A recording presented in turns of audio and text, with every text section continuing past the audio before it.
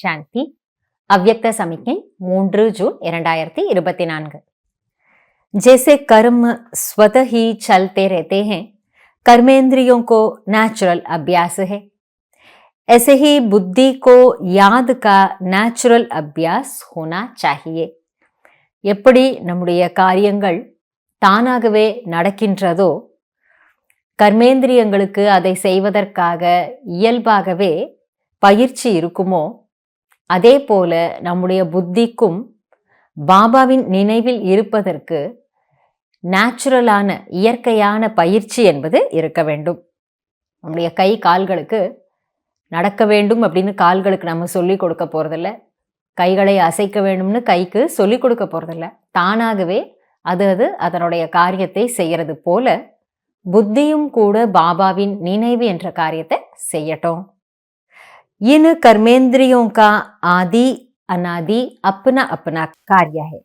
हाथ को हिलाने व पाँव को चलाने में कोई मेहनत नहीं करनी पड़ती. பாபா சொல்றாரு, இந்த கர்மேந்திரியங்களுக்கு அதனுடைய ஆதியான அனாதியான காரியம் என்பது விதிக்கப்பட்டிருக்கு. ஒரு கர்மேந்திரியங்களுக்கும் அதற்கான செயல் என்பது, எப்படி காதுங்கிறது கேட்கறதுக்கோ, வாய் என்பது பேசுவதற்கும் சாப்பிடுவதற்கும், இப்படி ஒவ்வொரு கர்மேந்திரியத்துக்கும் அதன் காரியம் ஆதி அனாதி நிலையிலிருந்து விதிக்கப்பட்டு அப்படியே நடந்து வந்துட்டு இருக்கு. அந்த மாதிரி ஹாத்துக்கோ ஹிலானே பாவுக்கோ சலானேமே கோய் மேனத் நஹி கர்னி படுத்தே சொல்றாங்க.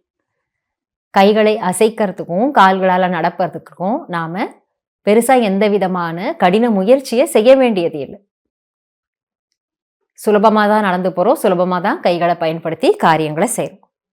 उसी प्रमाण ब्राह्मण जीवन का तथा इस संगम युगी जीवन में बुद्धि का निजी कार्य व जन्म का कार्य है बाप को याद करना. இதே ரீதியில் பிராமண வாழ்க்கை அப்படின்னு பார்க்கும் பொழுது, இந்த பிராமண ஜென்மத்திலே, இந்த சங்கமயுக வாழ்க்கையிலே புத்தியினுடைய நிஜமான காரியம் மற்றும் இந்த பிராமண ஜென்மம் எடுத்திருக்கிறதுனுடைய காரியம் என்ன என்றால் பாபாவை நினைப்பதாகும். जीवन का जो निजी कार्य होता है वह नेचुरल और सहज ही होता है. வாழ்க்கையினுடைய நிஜமான காரியம் என்பது என்ன இருக்குமோ அது நேச்சுரலாகவும் இருக்கும், இயல்பாகவும் இருக்கும், அதே சமயம் சகஜமாக நடக்கக்கூடியதாகவும் இருக்கும். तो अपने को सहज कर्मयोगी अनुभव करो. அதனால் தன்னைத்தான் சகஜமான கர்மயோகி, நான் ஒரு சகஜமான கர்மயோகி ஆத்மா என்று அனுபவம் செய்யுங்கள். பாபா சொல்லிக் கொடுக்கக்கூடிய ரொம்ப சுலபமான உதாரணம், கை கால்களுக்கு நாம கடினமாக முயற்சி பண்ணி எதையும் செய்ய வைக்க வேண்டியதில்லை, தானாக நடக்கிறது, தானாக காரியங்களை செய்கிறது.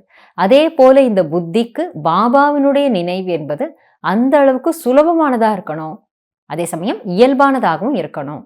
இந்த விஷயத்தை ப்ராக்டிஸ் பண்ண சொல்கிறாரு. இன்றைய நாளில் நான் சுலபமான மற்றும் சகஜமான அல்லது இயல்பான கர்மயோகி ஆத்மா என்று அனுபவம் பண்ணுவோம். இதை ப்ராக்டிஸ் பண்ணி பார்ப்போம்.